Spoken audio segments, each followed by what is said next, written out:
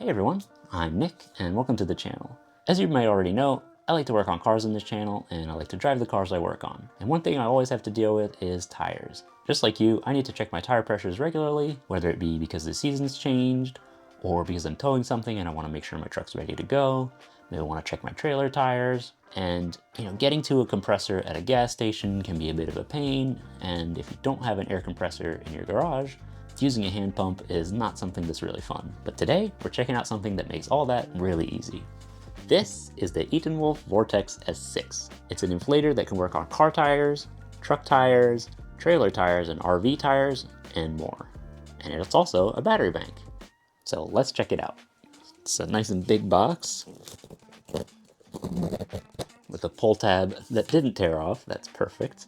Sometimes I run into pull tabs that kind of fail halfway through, so that's already a great start. All right, let's get this open. So it comes in a nice carrying bag. You got the logo on the front, little Velcro handle, nice zipper. And up here we have some of the accessories. We have a charger right here, 45 watt USB-C, a USB-C to USB-C cable with good length too. Very nice. We have a Schrader valve adapter here that locks on, and the inflator itself. All right, let's see here. We've got our main buttons here, a display, a knob, a nice brushed effect finish panel here. We've got our inflator hose that loops around here. Ooh, that's good length, all the way to here. Yeah, perfect. That tucks away very neatly. That's very nice. And on the back, we have a different inflator hose for inflatable mattresses, sports equipment, pool floats, anything like that. And this pops out right here. And it even has little cutouts here where the catches here go. So it'll hold it securely every time. That's nice. We've got a little flashlight here. We've got some accessories mounted back here for inflating different types of things. So like a football or a basketball, you would use one of these. Here we have a charging input or USB-C output and a USB-A output. And then on this side we have a inflation port and deflation port, and that goes with this end here. And in the rest of the box we have a user manual, a quick guide. We actually have a calibration certificate here, which is very interesting. The tool they actually use to calibrate it, test the calibration, so at 40 PSI indicated on here, it reached 39.2 and 120, 119.3, which is within their stated margins. We have the dynamic inflation test. They test a 245/70 R17 tire, kind of like what you find on a Ford F-150, from 25 PSI to 35 PSI, and that happens in 120 seconds. And then an F-250 tire from 60 to 70 PSI in 220 seconds. That's cool. That's very nice that this is included. I have a very thorough manual. It's very nice. We'll go through the operation when we test it out. Now, a couple specs. This has a 19,200 milliamp hour battery on board, so it'll inflate multiple tires, no problem, or it'll charge your device for a very long time. The USB-C output on the back is power delivery with up to 45 watts, and the USB-A output is a 5 volt, 2.4 amp output. And the time it takes to charge this with the 45 watt charger is about 2 hours from empty to full. Actually, you know what, before we go outside, let's turn it on. Okay, we have a really nice display here. Oh, that's nice. The adjustment dial is really nice. It goes up to 160 PSI max. You can change modes, general use, car, truck, pickup truck, RV, sports equipment, and bicycle tire. Turn on the light with the light button. That is nice and bright. Ooh, way bright. Ah, that's brighter than I expected. And then you can change your units. So if In Europe, you might want to use kilopascals or bar, and PSI. I'm in the US, so that's what I'm going to stick to. And it does look like mine arrived with a full charge. So I'm going to top it off anyway before I get started, but I'm really excited to test this out. So we'll be right back outside to try it out. All right, let's get started with this 35 by 12.5 on 18-inch rims. Pretty chunky tire. Let's get our hose out here. I'm gonna attach the chuck. Okay, let's pop this on. Now this button here is to relieve pressure. So if you have a little too much pressure, you can just push that. Let's turn this on. Okay, we are reading, now let's change our mode here. We're gonna go to pickup truck. There, we're gonna go to 70. No, it's above 70, so we don't need to do anything. See if I drop it down.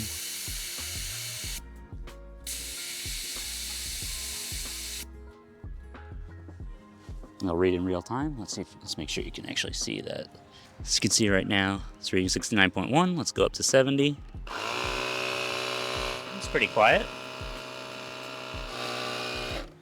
Okay, now we're at 70. Looks good. Pop this off. There we go. We are reading 72.8. Now this won't deflate it automatically, so you're gonna have to relieve pressure.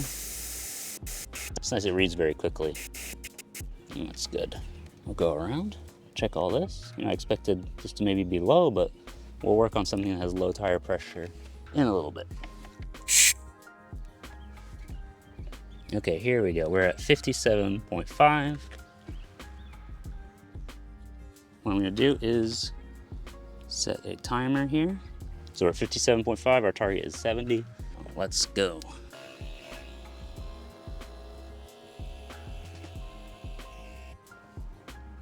Just under 5 minutes to go from, what, 57 to 70 on this huge tire. Nice. And our battery indicator is still full, so we haven't used a quarter of the battery yet, so that's really nice. All right, move on. I'm just gonna do the last tire on this just to see. This one's at 61.9. We'll do it too. Now, the reason I'm doing all the tires is because I want to make this a realistic scenario where, we have a couple low tires on a vehicle, maybe it's been parked for a bit, and I want to see how it drains the battery to do all 4. Okay, we've dropped 1 bar on the battery meter, by the 3 out of 4. Obviously, this is a pretty intensive job to get 2 huge tires like that up like 10 to 15 PSI. You can kind of hear as it gets close to the pressure, it varies the output to measure it. There we go. Awesome. Okay, so we're at 3 out of 4 bars. We're in the sun, which doesn't feel particularly hot. There we go. All right, that's 1 truck done. Now we're gonna switch it to car mode. That's default is 35. Okay. Do a quick update where we can actually see the display. Now see if I switch back to pickup mode, it stays at the pressure I set last time. And what's nice with these different modes is that they have maximum ranges, so you're not gonna overinflate stuff. Like car mode is 8 to 50 PSI, pickup truck mode is 10 to 85, RV mode is 20 to 130, so you can adjust based on what you need. Bicycle is 10 to 145, ball mode is 3 to 16, and manual mode is the full range of 0 to 160. Now, let's say you have a project car that's been sitting, or maybe a car that you only drive seasonally, and you've neglected your tires a little bit. These are quite flat. Let's see how we can do. So we're gonna aim for 32, I guess. I'm gonna guess we're very low right now, but we'll see what we can do. And we're at 3/4 battery indicated. So pop that on. Do we even have any? We have 5 PSI. All right, let's see how we do. Let's get the time stopwatch out again. Let's go. Now these tires are 225/60 R16. Much more in line with what you're gonna get in the average car. Oh, it's coming off. We're at 16. We're getting close to the target. 3.5 minutes. from 5 psi to 32. We've lost another bar on the meter, so really putting this through its paces. But the typical use is going to be, topping up your tires and all that, and that'll last a good long while. So let's keep going. Let's do the rest of this car because they're all pretty flat. Now, when I work on this pretty soon, I'll be able to move it. This one is at a little higher, 7.8.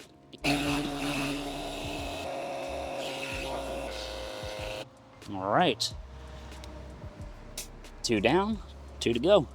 And you're still on 2 bars. I think we'll be able to do all 4 of these tires with this battery. Plus, we already did the 2 on the big truck, so that's great. Really? This one is inflated already. It's 32.3. Nice. One last one right here. This one is a little low, I think, as well. Yeah, 3.1 psi. So one last big job. Now it's a little hard to see with the sunlight, but there's a red ring on the edge of the display that progresses all the way around to show the progression for the filling. So that's a nice touch too. All right, we're still on 2 bars, and that's after topping up 2 huge tires, 2 completely flat car tires, and this is the 3rd. So let's see, I have a trailer that could probably use some air. We'll do those as well. All right.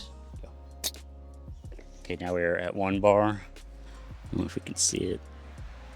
I'll just go to manual mode for this. It's down to 40. Now we might be pushing our luck on battery, but we're trying to put this through its paces. This is a 205/75 R14, and let's go.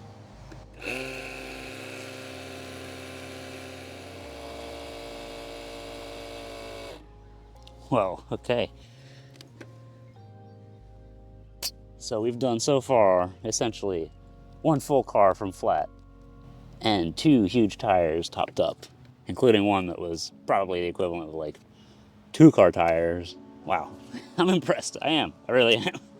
Let's see the other one and see if we can do it. We're at 1 bar, we're really pushing it, but it's been working really hard. Yeah, I bet you could take this at your pool party, inflate all the pool toys, and then top up your car and maybe even your friend's car, as long as it's not completely flat. Yeah, that's awesome.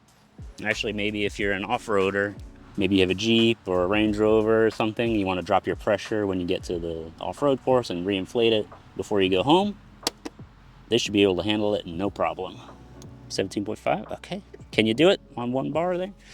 Let's see, can you see it? Yes, we can kind of see the display now. Let's go. I think with this kind of capacity, if you use it just for bikes, you could use it for weeks. If you're just topping up your car also, weeks of work, and really good to have on hand if you're going on a road trip. Maybe you need to adjust your trailer tire pressures, adjust the project car you're picking up. Let's see. Okay, it stopped at 35.6 psi because the battery is too low. That's a lot. It's done a lot of work. I'm really impressed.